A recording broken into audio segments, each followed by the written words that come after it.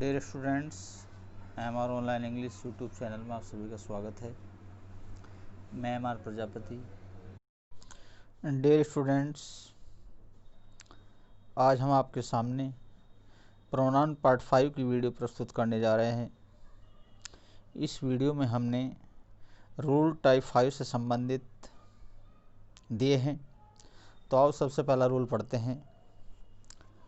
सबसे पहले रूल में दिया हुआ है, We compare two similar persons and things between their subjective case and objective case according following structure। इसमें बताया गया है कि जब भी हम एक समान व्यक्तियों वस्तुओं के बीच में तुलना करते हैं तो ये तुलना हम उनके सब्जेक्टिव केस कर्ता कारक व ऑब्जेक्टिव केस क्रम कारक के रूप में करते हैं। इस तुलना को हम निम्नलिखित वाक्य रचना के अनुसार लिख सकते हैं। ये वाक्य रचना क्या है, इसको पढ़ते हैं। Noun pronoun subjective case plus verb plus comparative degree then plus noun pronoun objective case. जब भी हम नाउन प्रोनाउन को वाक्य के शुरू में लिखते हैं तो हम इनको सब्जेक्टिव केस में लिखते हैं, और जब भी वाक्य के अंत में लगते हैं तो उन्हें हम ऑब्जेक्टिव केस में लिखते हैं, अर्थात क्रम कारक के रूप में लिखते हैं। और सब्जेक्टिव केस के बाद वर्ब लगाते हैं और वर्ब के बाद एडजेक्टिव की कंपैरेटिव डिग्री का प्रयोग करते हैं और उसके बाद देन लगाते हैं। इस प्रकार से हम दो नाउन या प्रोनाउन की तुलना उनके सब्जेक्टिव केस और ऑब्जेक्टिव केस में करते हैं। उसके बाद रूल 5 देखते हैं।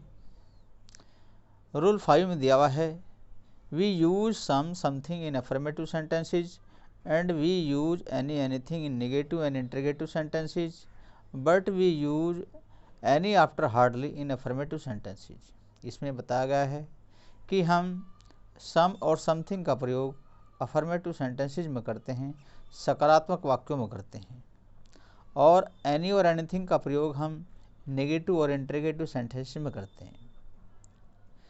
लेकिन अफर्मेटिव सेंटेंसेस में हम any का प्रयोग कर सकते हैं। एनी का प्रयोग तभी करेंगे जब अफर्मेटिव सेंटेंस में हार्डली का प्रयोग किया जाएगा, तो हम हार्डली के साथ एनी का प्रयोग अवश्य करेंगे। उसके बाद रूल 3 देखते हैं। We use each other for two persons and things, we use one another for more than two persons and things. यहाँ पर यह बताया गया है कि टू पर्सन्स दो व्यक्तियों के लिए या दो वस्तुओं के लिए हम प्रोनाउन ईच अदर का प्रयोग करते हैं, और दो या दो से अधिक वस्तुओं के लिए हम वन अनदर का प्रयोग करते हैं। उसके बाद रूल डी को पढ़ते हैं। रूल डी में दिया हुआ है, we use separate verb for each subject when we compare two verbs, we use it with being when it is used to tell time season and sentences. इसमें बताया गया है कि हम जब भी प्रत्येक सब्जेक्ट के साथ वर्ब को अलग अलग रूप में प्रयोग करते हैं और दो वर्ब की तुलना करते हैं, तो हम we use it with being when it is used to tell time and seasons. इसमें बताया गया है कि जब भी हम समय बताते हैं या मौसम बताते हैं तो ऐसे वाक्यों को हम इट से शुरू करते हैं, और ऐसा वाक्य जिनका कोई कर्ता नहीं होता है, कोई सब्जेक्ट नहीं होता है, विदाउट सब्जेक्ट होते हैं सेंटेंस, उन सेंटेंसेस को हम इट से शुरू करते हैं। तो उसके बाद एक्सरसाइज को हल करते हैं। सबसे पहला क्वेश्चन देखते हैं। His salary is lower than A care taker. ये सेंटेंस MAT एग्ज़ाम 1997 में आया हुआ है। इस सेंटेंस में हमें एरर देखनी है। तो यहाँ पर हम क्या देख रहे हैं, देन से यहाँ पर तुलना हो रही है। यहाँ पर दो नाउन की तुलना हो रही है, जैसे हिज सैलरी और केयर टेकर। जब भी तुलना प्रकट करते हैं तो देन के बाद हम किसी प्रीपोजिशन का प्रयोग करते हैं, जैसे कि देन दैट ऑफ। तो यहाँ देन के बाद में हम दैट ऑफ का प्रयोग करेंगे और एरर को हम यहाँ पर ठीक कर देंगे। उसके बाद नेक्स्ट क्वेश्चन 2 देखते हैं। क्वेश्चन नंबर 2 को पढ़ते हैं। We compared as compared with last year the production of this factory is not satisfactory. इस सेंटेंस में यहाँ पर दिया हुआ है, शुरू में यहाँ पर जो दिया हुआ है लास्ट ईयर दिया हुआ है यहाँ पर, बी पार्ट में लास्ट ईयर का प्रयोग किया गया है। As compared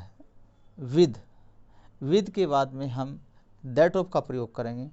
as compared with that of, तो यहाँ पर विद के बाद में दैट ऑफ का प्रयोग करके हम सेंटेंस की एरर ठीक कर देंगे। उसके बाद क्वेश्चन नंबर 3 देखते हैं। क्वेश्चन 3 को पढ़ते हैं। Our soldiers were better trained than that of enemies. Question number 3 में यहाँ पर देन के बाद दैट का प्रयोग किया गया है और यहाँ पर हम देख रहे हैं एनिमीज, इसी पार्ट में एनिमीज दिया हुआ है और एनिमीज के लिए हम demonstrative pronoun, plural demonstrative pronoun का प्रयोग करते हैं। तो यहाँ पर दैट के स्थान पर हम दोज का प्रयोग करेंगे और एरर को हम ठीक कर देंगे। इस प्रकार से क्वेश्चन नंबर 4 देखते हैं। क्वेश्चन नंबर 4 में दिया हुआ है यहाँ पर, now it can be easily said that the population of the city is greater than any other city in India, no error.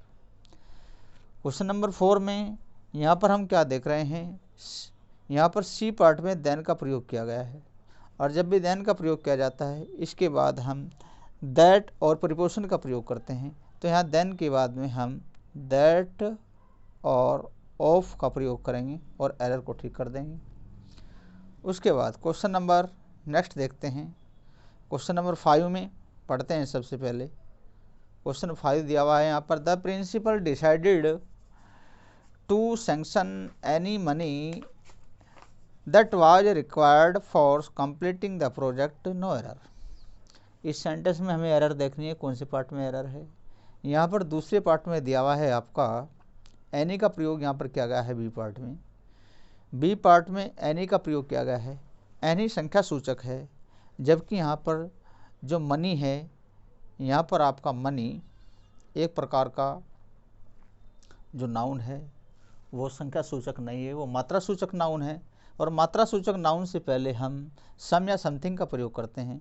तो यहाँ पर एनी के स्थान पर हम सम का प्रयोग करेंगे और एरर ठीक कर देंगे। उसके बाद क्वेश्चन नंबर 6 देखते हैं। आफ्टर टॉयलिंग वेरी हार्ड और a long period project my friend found he had hardly made no profit at all. Question number 6 में यहाँ पर देख रहे हैं हम, क्वेश्चन नंबर 6 के 4 पार्ट में एरर है, डी पार्ट में एरर है। यहाँ पर जो दिया हुआ है, यहाँ पर नो प्रॉफिट दिया हुआ है, प्रॉफिट से पहले नो का प्रयोग किया गया है। देखो, जब भी हार्डली का प्रयोग हो जाता है सेंटेंस में, हार्डली के बाद हम एनी का प्रयोग करते हैं। तो यहाँ पर नो के स्थान पर एनी का प्रयोग करेंगे और एरर ठीक कर देंगे। उसके बाद क्वेश्चन नंबर 7 देखते हैं। क्वेश्चन नंबर 7 को पढ़ते हैं। Her mother promised to give her anything what she wants if she passes in the examination. Question number 6 में यहाँ पर हम देख रहे हैं, क्वेश्चन नंबर 6 के यहाँ पर दूसरे पार्ट में एनीथिंग का प्रयोग किया गया है। एनीथिंग व्हाट शी वांट्स, यहाँ पर सेंटेंस आपका अफर्मेटिव है और एनीथिंग का प्रयोग हम नेगेटिव या इंटरोगेटिव सेंटेंस में करते हैं और अफर्मेटिव सेंटेंस में हम सम या समथिंग का प्रयोग करते हैं।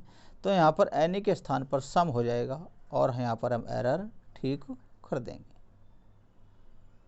इस प्रकार से एरर यहाँ पर ठीक हो जाएगी। उसके बाद नेक्स्ट क्वेश्चन देखते हैं 8। क्वेश्चन नंबर 8 में दिया हुआ है आपका, he is a university professor but of his 3 sons neither has any merit. Question number 8 में यहाँ पर देख रहे हैं, क्वेश्चन नंबर 8 में तीसरे पार्ट में यानी कि सी पार्ट में यहाँ पर दिया हुआ है, सी पार्ट में एनी का प्रयोग किया गया है। यहाँ पर एनी का प्रयोग हम नहीं करेंगे। यहाँ पर जो दिया हुआ है आपका 3 सन्स दिया हुआ है और सन्स के लिए नाइदर के बाद में नाइदर हैज एनी मेरिट, यहाँ पर एनी के स्थान पर हम नन का प्रयोग करेंगे, क्योंकि यहाँ पर जो सन्स दिया हुआ है वो लिविंग थिंग्स है और लिविंग थिंग्स के लिए हम एनी का प्रयोग नहीं करते। यहाँ पर हम आपका इंडेफिनिट प्रोनाउन नन का प्रयोग करेंगे और एरर को यहाँ पर ठीक कर देंगे। उसके बाद क्वेश्चन नंबर 9 देखते हैं। The 2 empress sat down facing with each other eating to their hearts content. Question number 9 में यहाँ पर दिया हुआ है। क्वेश्चन नंबर 9 में विद का प्रयोग किया गया है यहाँ पर बी पार्ट में। देखो, जब भी ईच अदर का प्रयोग हो जाता है और ईच अदर यहाँ पर जो दिया हुआ है सेल्फ प्रोनाउन के लिए, यहाँ पर सेल्फ प्रोनाउन के लिए हम किसी प्रीपोजिशन का प्रयोग नहीं करते हैं, तो यहाँ पर हम विद के स्थान पर यहाँ सेल्फ का प्रयोग करेंगे। सेल्फ प्रोनाउन के लिए हम विद का प्रयोग नहीं करेंगे, तो यहाँ पर जो है विद हटा देंगे और एरर को यहाँ पर ठीक कर देंगे। उसके बाद क्वेश्चन नंबर 10 देखते हैं। क्वेश्चन नंबर 10 में दिया हुआ है everyone section of the society is feeling the pinch of rising prices and corruption. इस सेंटेंस के पहले पार्ट में एरर है। यहाँ पर एवरीवन का प्रयोग किया गया है जो कि गलत है। यहाँ पर सेक्शन से पहले हम इस का प्रयोग करेंगे और एवरीवन को यहाँ पर हटा देंगे और यहाँ पर इस का प्रयोग करके एरर को यहाँ पर हम ठीक कर देंगे, क्योंकि सेक्शन से पहले हम इंडेफिनिट प्रोनाउन एवरीवन का प्रयोग नहीं करते हैं। एवरीवन के तुरंत बाद लिविंग थिंग्स आती है, लेकिन यहाँ पर सेक्शन आपका नॉन लिविंग थिंग्स है, इसके लिए हम इसका प्रयोग करेंगे और एरर को यहाँ पर ठीक कर देंगे। क्वेश्चन नंबर 11 देखते हैं। Both the girls helped one another when both of them were in difficulty. Question number 11 में यहाँ पर दिया हुआ है दूसरे पार्ट में वन अनदर का प्रयोग किया गया है जो कि गलत है। वन अनदर का प्रयोग हम दो से अधिक के लिए करते हैं, लेकिन यहाँ पर दो लड़कियाँ दी गई हैं तो दो के लिए हम ईच अदर का प्रयोग करेंगे, अर्थात यहाँ पर ईच अदर से प्रयोग से हम सेंटेंस की एरर ठीक कर देंगे। और उसके बाद नेक्स्ट क्वेश्चन देखते हैं। नेक्स्ट क्वेश्चन में यहाँ पर दिया हुआ है 12 में 12 नंबर को देखते हैं। Whenever you speak take care that other are not hurt by your words, no error. Question number 12 में यहाँ पर जो दिया हुआ है, यहाँ पर 12 नंबर में तीसरे पार्ट में अदर का प्रयोग किया गया है। अदर का प्रयोग यहाँ पर आपका गलत है। इसके स्थान पर हम एस जोड़ेंगे, अर्थात अदर में एस ऐड करेंगे और अदर को ऐड करके यहाँ पर अदर्स कर देंगे और तो हमारी एरर ठीक हो जाएगी।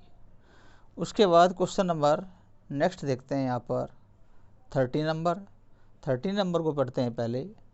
There is no book in Tamil language which is as of as this.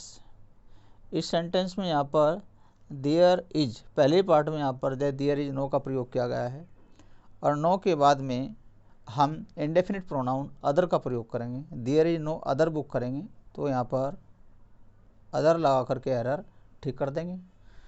उसके बाद क्वेश्चन नंबर 14 देखते हैं। क्वेश्चन 14 को पढ़ते हैं। Being a cold morning I decided not to go for my morning walk, no error. इस सेंटेंस के यहाँ पर पहले पार्ट में एरर है।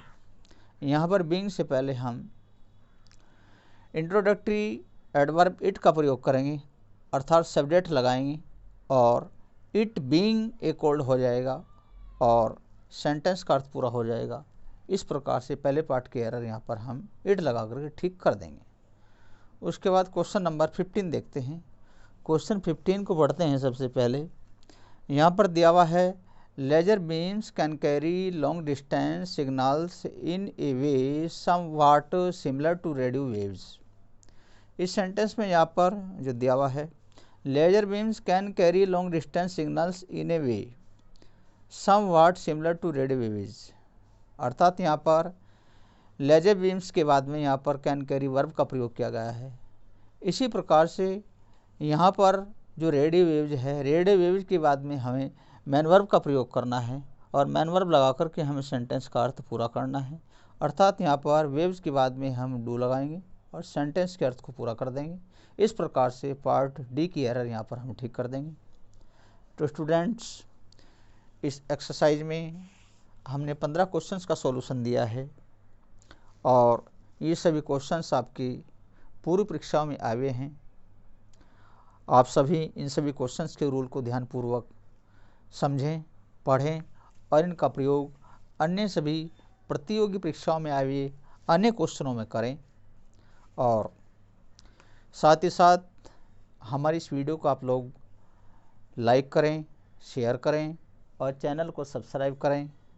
और इसी के साथ इस वीडियो को हम यहाँ पर समाप्त करते हैं। थैंक्स।